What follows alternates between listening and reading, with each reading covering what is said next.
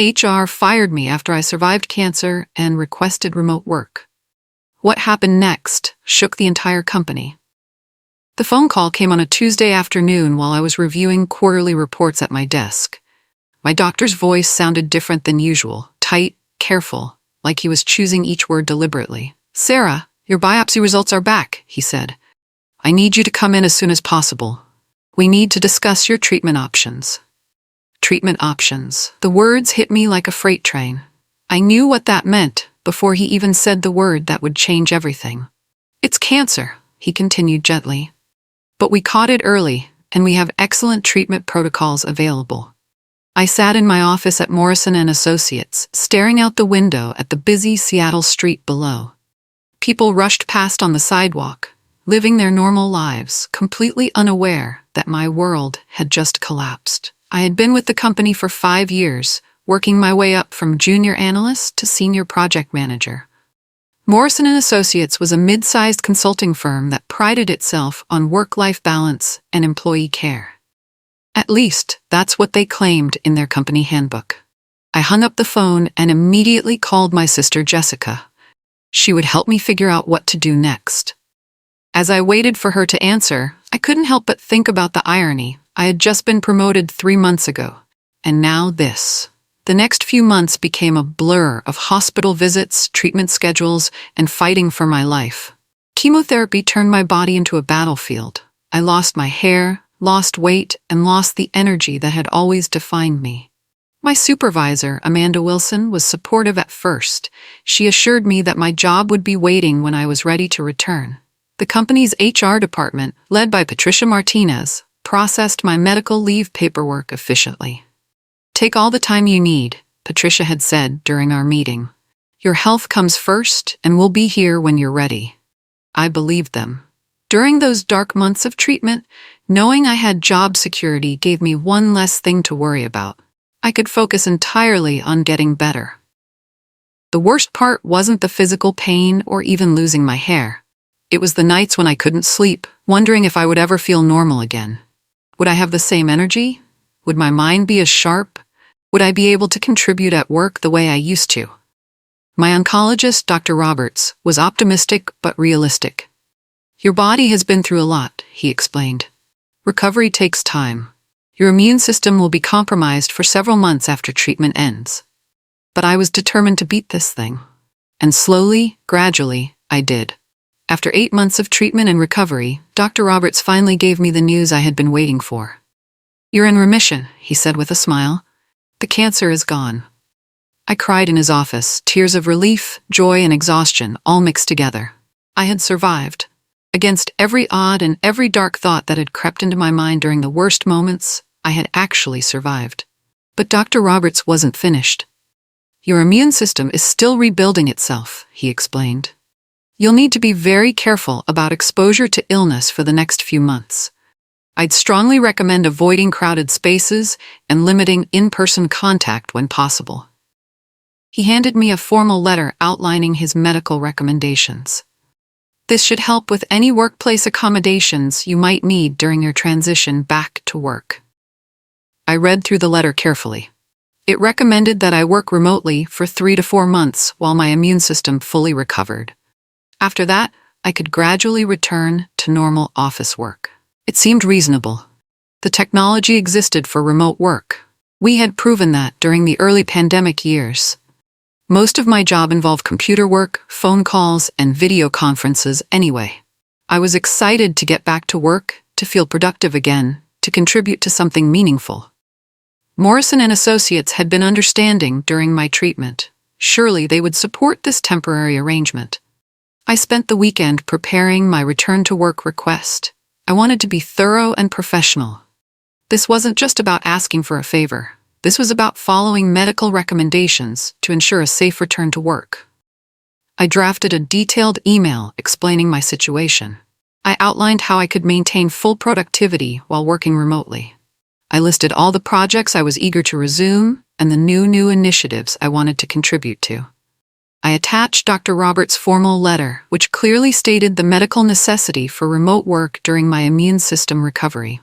The letter was official, detailed, and left no room for misinterpretation.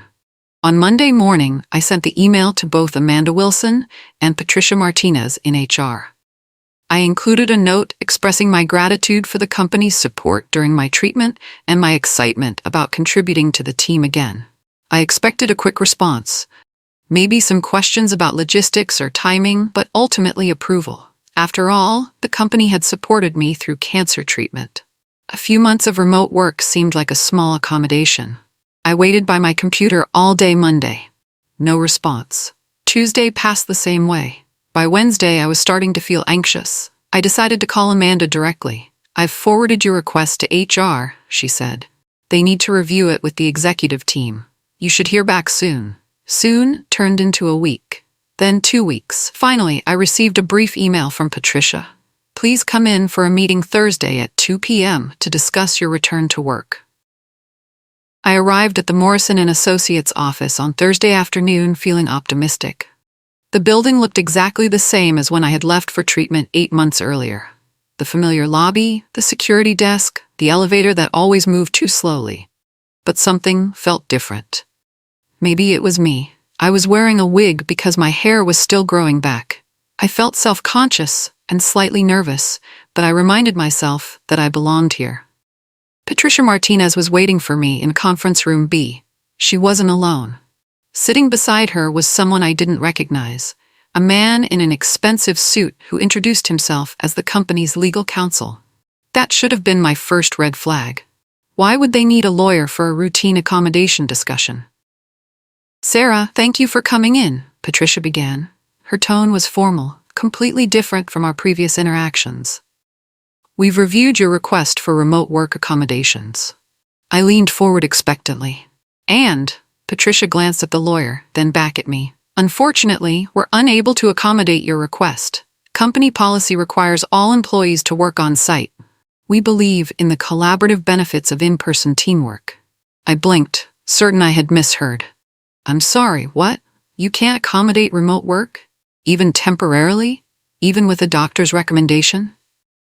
The lawyer spoke up. "The company has determined that remote work arrangements would create an undue hardship on business operations."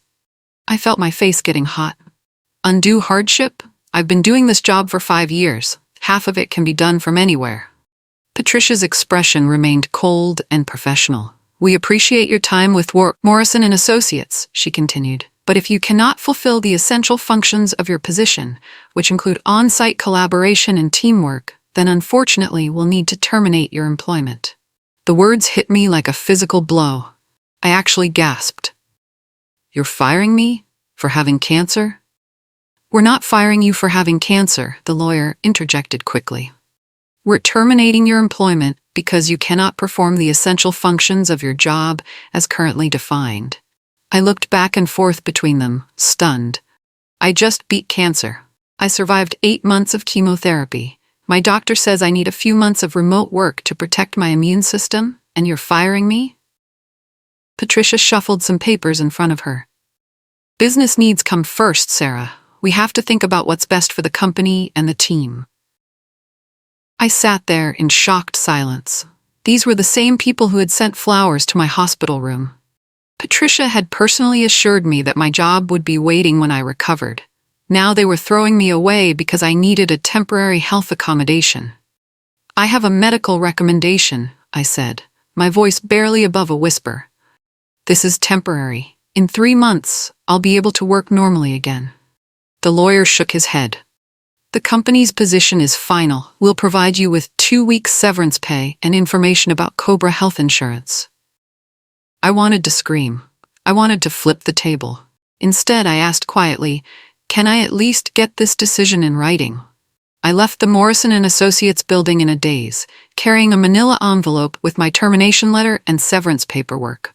2 weeks' pay after 5 years of dedicated service and surviving cancer. I sat at my car in the parking garage for 20 minutes, just staring at the concrete wall. Part of me couldn't believe what had just happened.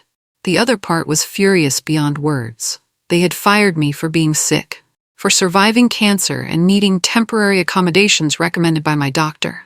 The same company that claimed to value employees and promote work-life balance had just thrown me away. I drove home and called Jessica immediately. She was at work but took my call anyway. "They fired you?" she said, her voice rising. "Today? For asking to work from home temporarily?" "Their lawyer said it would create an undue hardship on business operations," I explained, my voice shaking. "Sarah, that's discrimination. You can't fire someone for having a disability or needing medical accommodations. That's literally illegal." I hadn't thought of it that way. In my shock, I had just accepted their decision. But Jessica was right. This felt wrong on every level. "What should I do?" I asked. "Fight back," she said immediately. "Find a lawyer. Document everything. Don't let them get away with this." That night, I couldn't sleep. I kept replaying the meeting in my head, remembering Patricia's cold tone and the lawyer's dismissive attitude. They had treated me like I was asking for something unreasonable instead of following my doctor's medical recommendations. I spent the next week researching employment law and disability rights. I learned about the Americans with Disabilities Act, ADA, and how it protects employees who need reasonable accommodations for medical conditions. Everything I read suggested that Morrison & Associates had violated my rights. Temporary remote work for immune system recovery seemed like a textbook example of a reasonable accommodation, especially for someone whose job could be performed remotely. I found several employment attorneys in Seattle who specialized in wrongful termination and disability discrimination. I called 3 different law firms and scheduled consultations. The first lawyer I met was underwhelming. He seemed more interested in a quick settlement than actually fighting for my rights. The second was better, but didn't seem to understand the medical aspects of my case. Then I met Catherine Sullivan from Sullivan & Partners. She was different. She listened carefully to my story, asked detailed questions about my medical treatment and job responsibilities, and reviewed all my documentation thoroughly. "Sarah," she said after an hour of discussion, "what they did to you is textbook disability discrimination. The ADA requires employers to provide reasonable accommodations unless it would cause undue hardship. Temporary remote work for immune system recovery is absolutely reasonable." She leaned forward across her desk. "I think they messed with the wrong person. Are you prepared to fight this?" I thought about Patricia's cold dismissal and the lawyer's condescending tone. "Yes," I said firmly. "I'm ready to fight." Catherine explained that we had several options for pursuing my case. We could file a complaint with the Equal Employment Opportunity Commission, EEOC, pursue a wrongful termination lawsuit, or both. The EEOC complaint is important because it creates an official record of discrimination, she explained. It also opens up the possibility of a broader investigation into the company's practices. She asked me to gather every piece of documentation related to my employment, medical treatment, and termination. Emails, performance reviews, medical records, the termination letter, everything. Companies like Morrison & Associates usually have patterns of behavior. Catherine said, "If they discriminated against you, they've probably done it to others. We need to find out." I spent the weekend organizing 5 years' worth of work documents. My performance reviews were consistently excellent. I had received 2 promotions and multiple commendations. There was no legitimate business reason for terminating me. The medical documentation was equally clear. Dr. Roberts' letter specifically recommended remote work as a temporary medical accommodation. It wasn't a permanent request or an unreasonable demand. Catherine reviewed everything and shook her head. "This is one of the clearest cases of disability discrimination I've seen. They didn't even try to engage in the interactive process required by the ADA." She explained that employers are legally required to discuss accommodation options with employees, not just reject requests outright. "They treated you like you were asking for charity instead of exercising your legal rights," she said. "That's going to be very expensive for them." 2 weeks after hiring Catherine, we received our first contact from Morrison & Associates. Their lawyer called to propose a settlement meeting. "They want to settle quietly," Catherine explained. "That's typical. They know they screwed up, and they're hoping to make this go away before it becomes public." The initial settlement offer was insulting: 6 months' salary plus continuation of health benefits for a year. In exchange, I would sign a non-disclosure agreement and agree never to discuss the case publicly. "They're trying to buy your silence," Catherine said. The NDA tells me they're worried about publicity. I was tempted to take the money and move on. 6 months of salary would give me time to find another job and recover from the stress of being fired. But something deeper was bothering me. What if I'm not the only one? I asked Catherine. What if they've done this to other people? She smiled. That's exactly what I was hoping you'd say. If we reject this settlement and file an EEOC complaint, we can potentially uncover a pattern of discrimination. I thought about other employees who might be going through what I experienced. People with diabetes, mental health conditions, or other medical needs who might have been denied reasonable accommodations. Let's reject the settlement, I decided. I want to file the EEOC complaint. Catherine drafted a formal rejection letter.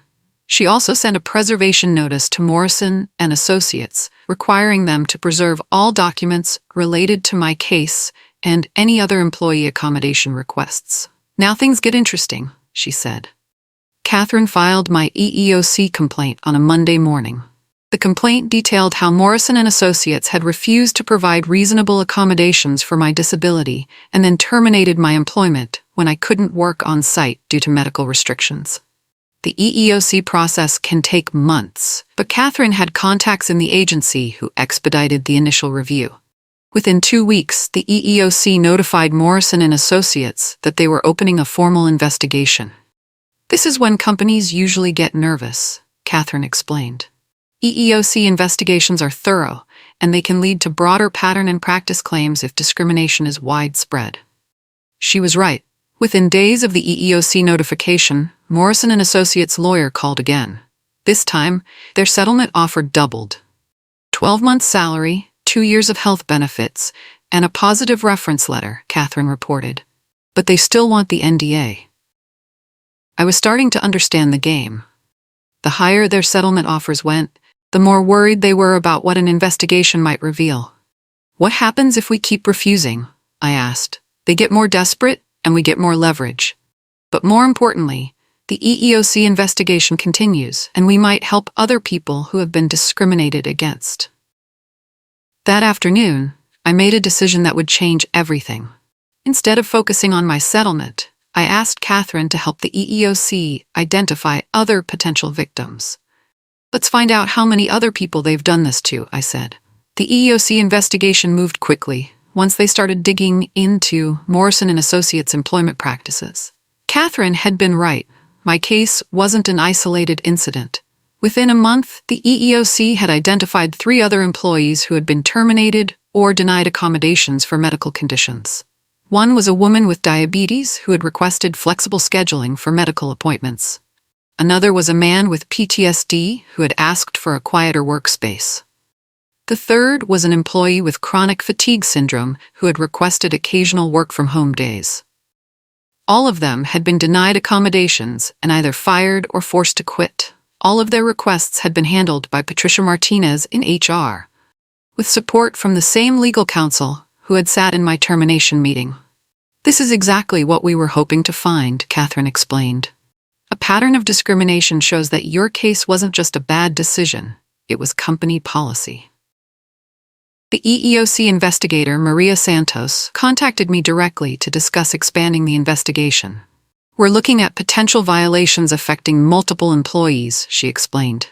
Your case might be the tip of the iceberg. Morrison and Associates was clearly panicking. Their lawyer called Catherine daily, each time with a higher settlement offer. We were now up to 18 months' salary plus benefits. But something bigger was happening. Word was starting to leak out about the EEOC investigation. Current and former Morrison and Associates employees were reaching out to Catherine's office with their own stories of discrimination. The breakthrough came when Jennifer Walsh, a former Morrison and Associates employee, contacted Catherine directly. Jennifer had worked in HR before Patricia Martinez took over the department. She had inside knowledge of how accommodation requests were handled. Patricia had a policy, Jennifer explained during our meeting. She called it managing out problem employees. Anyone who requested medical accommodations was automatically flagged as a liability. Jennifer still had copies of internal emails and policy documents from her time at the company.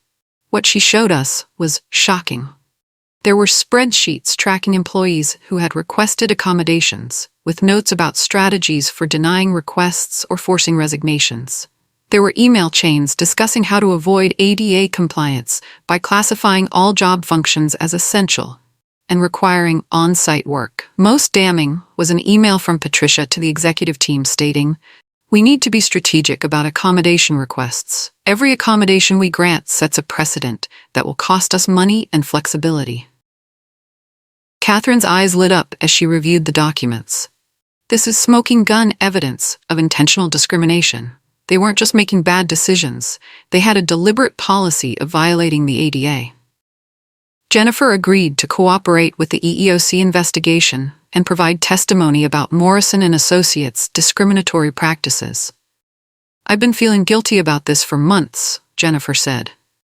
"I knew what Patricia was doing was wrong, but I was afraid to speak up and lose my job." Now we had proof that my termination wasn't an isolated incident. It was part of a systematic pattern of disability discrimination. While the EEOC investigation was expanding, I received an unexpected phone call from a journalist. Rebecca Chen from the Seattle Business Journal had heard rumors about discrimination issues at Morrison and Associates and wanted to know if I'd be willing to speak on the record. I was nervous about going public. Once my story was in the news, there would be no going back to a quiet settlement. But I thought about Jennifer Walsh's evidence and the other employees who had been discriminated against. "I'll do the interview," I told Catherine. "People need to know what's happening." Catherine prepared me for the interview by reviewing what I could and couldn't discuss due to the ongoing EEOC investigation. I could talk about my own experience, but couldn't reveal specific details about other cases or internal documents. Rebecca was a thorough journalist. She spent 2 hours interviewing me about my cancer diagnosis, treatment, recovery, and the events leading to my termination. She also interviewed Dr. Roberts, who confirmed that remote work was medically necessary for my safe return to employment. "This is a clear case of disability discrimination," Dr. Roberts told her. "Refusing to accommodate a cancer survivor's immune system recovery is both medically dangerous and legally problematic." Rebecca also attempted to interview Patricia Martinez and Morrison and Associates executives. They declined to comment, citing the ongoing EEOC investigation. The article was scheduled to publish the following Monday. Rebecca gave me a preview of the headline, "Cancer Survivor Fired After Requesting Remote Work. Company Faces Federal Investigation." The Seattle Business Journal article went live online at 6 a.m. on Monday morning. By 8 a.m., it had been shared hundreds of times on social media. By noon, it was trending on local Twitter feeds. The response was immediate and overwhelming. People were outraged that a cancer survivor had been fired for requesting temporary medical accommodations. Comments poured in from readers sharing their own experiences with workplace discrimination. Local news stations picked up the story. By Tuesday, I was being contacted by reporters from television stations asking for interviews. The story was growing beyond what I had ever expected. Morrison and Associates issued a brief statement saying they don't comment on personnel matters and were cooperating fully with regulatory investigations. The statement satisfied no one and only fueled more negative attention. Catherine's phone didn't stop ringing. Other employment attorneys were calling to share similar cases.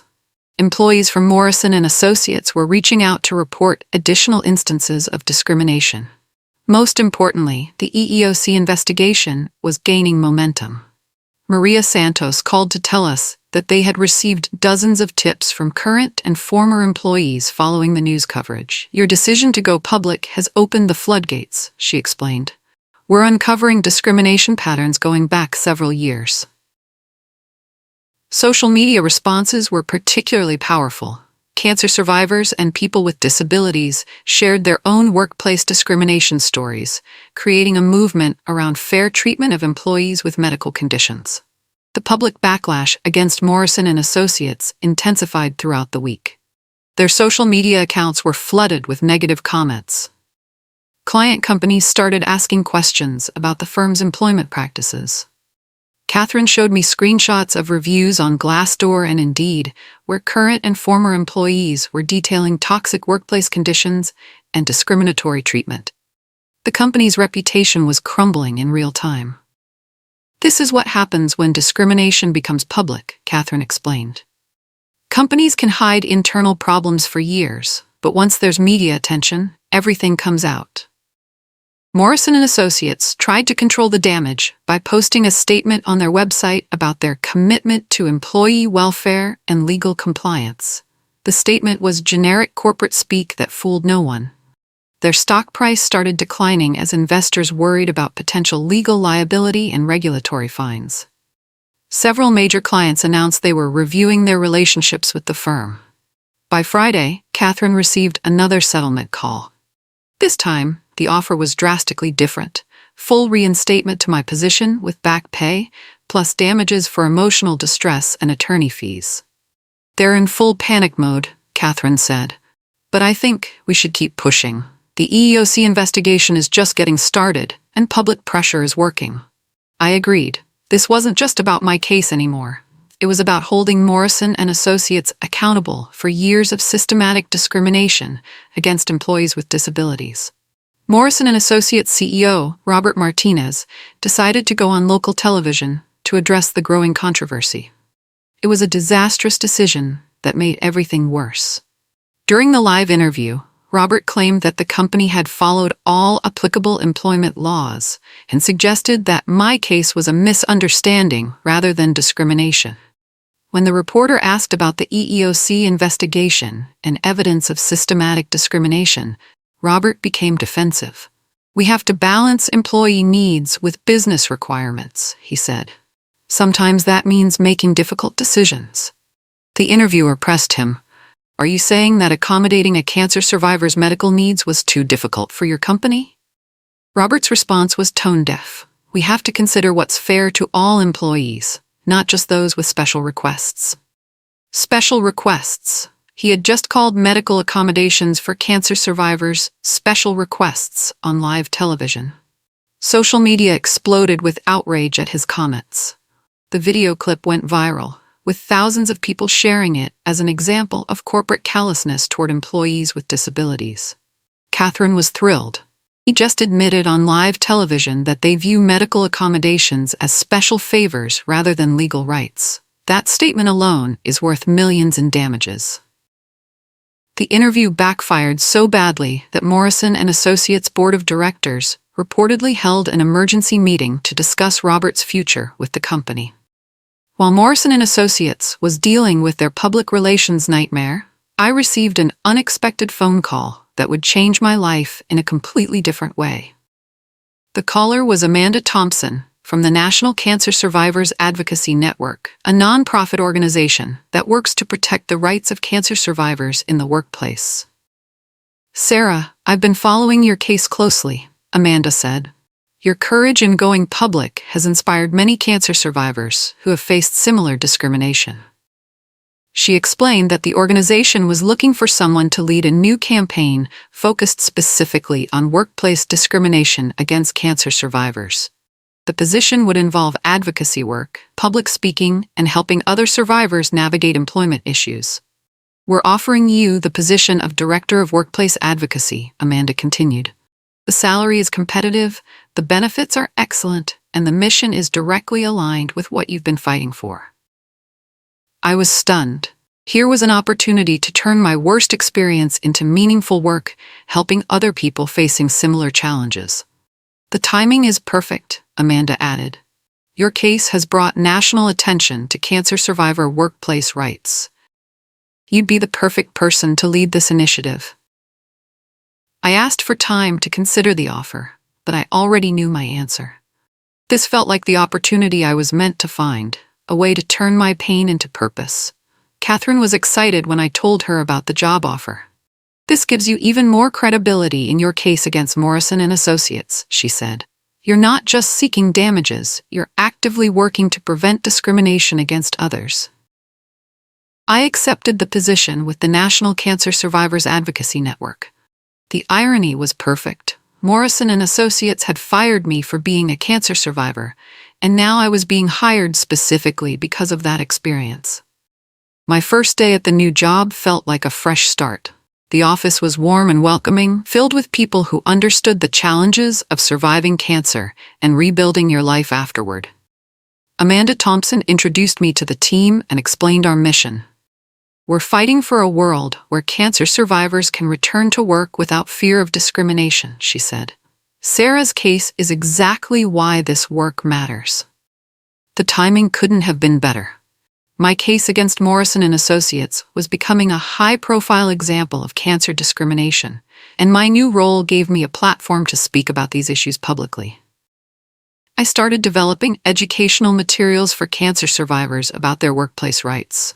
I created guides for requesting reasonable accommodations and recognizing signs of discrimination. Most importantly, I began speaking at conferences and support groups about fighting back against unfair treatment. The work was fulfilling in a way my previous job had never been. Instead of making money for corporate executives, I was helping people who had faced the same challenges I had experienced. Meanwhile, Catherine continued pursuing my case against Morrison & Associates. The combination of my new advocacy role and the ongoing EEOC investigation was putting enormous pressure on the company to settle. As my new career was taking off, the legal case against Morrison & Associates was reaching a critical phase. The EEOC investigation had expanded to include 15 different discrimination complaints spanning 3 years. Catherine explained that we were approaching a decision point. We can continue with the federal investigation and eventually file a class action lawsuit, or we can settle your individual case now and focus on your advocacy work. The latest settlement offer from Morrison & Associates was substantial.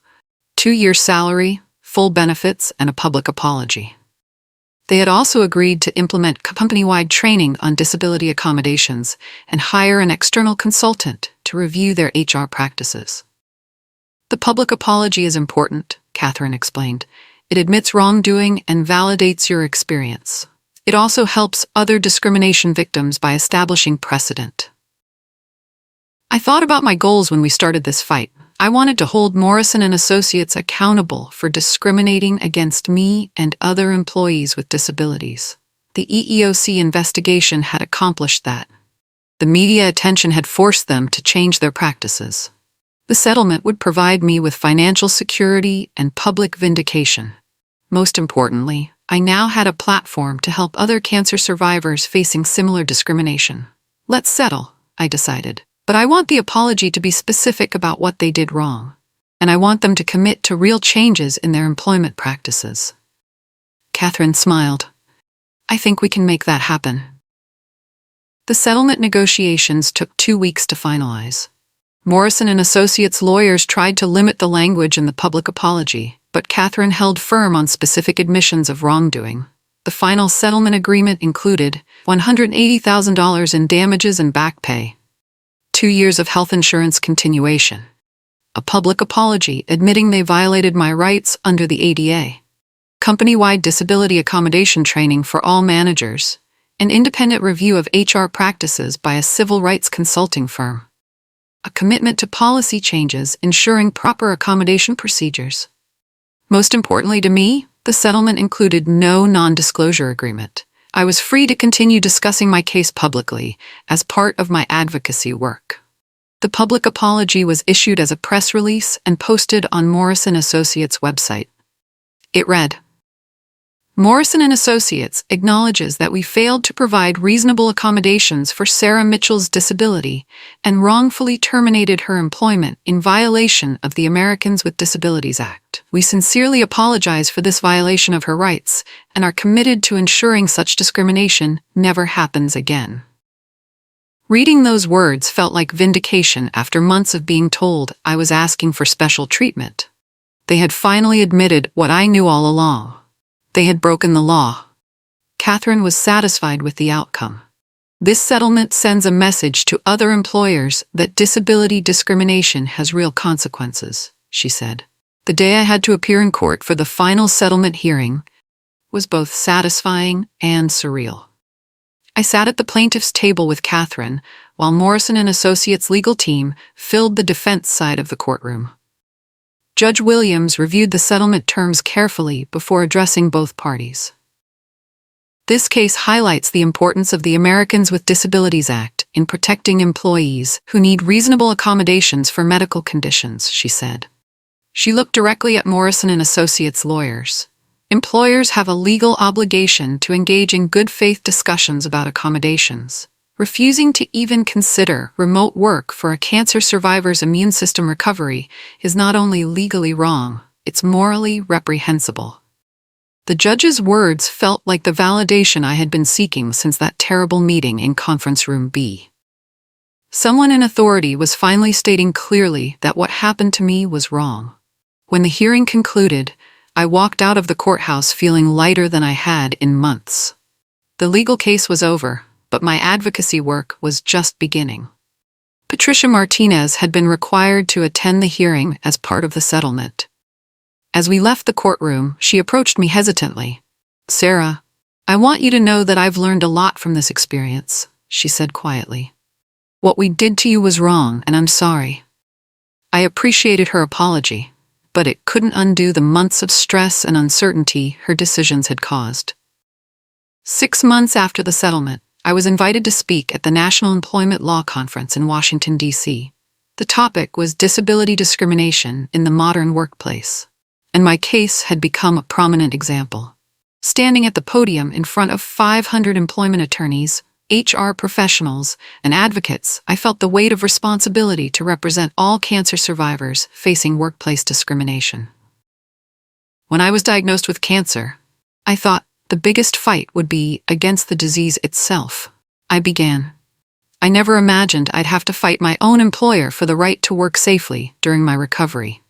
I told my story from the beginning: the diagnosis, the treatment, the survival, and the shocking betrayal by Morrison and Associates. I explained how the legal system had ultimately protected my rights, but only after months of struggle. The Americans with Disabilities Act exists to protect people like me, I continued. But laws are only effective when they're enforced and when victims have the courage to fight back. The response was powerful. During the Q&A session, several attorneys shared similar cases they were handling. HR professionals asked for guidance on proper accommodation procedures. Advocates discussed strategies for supporting discrimination victims. After my speech, I was approached by representatives from 3 different universities, asking me to guest lecture in their law and business programs. My case was already being taught as an example of disability rights enforcement.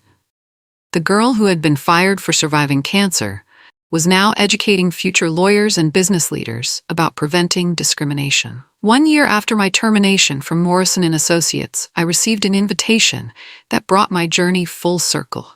The Seattle Cancer Center, where I had received treatment, asked me to speak at their annual Survivor Celebration event. Dr. Roberts introduced me to the crowd of patients, survivors, and families. "Sarah Mitchell represents the strength and resilience that defines cancer survivors," he said. "She not only beat cancer, she fought back against discrimination and is now helping others do the same."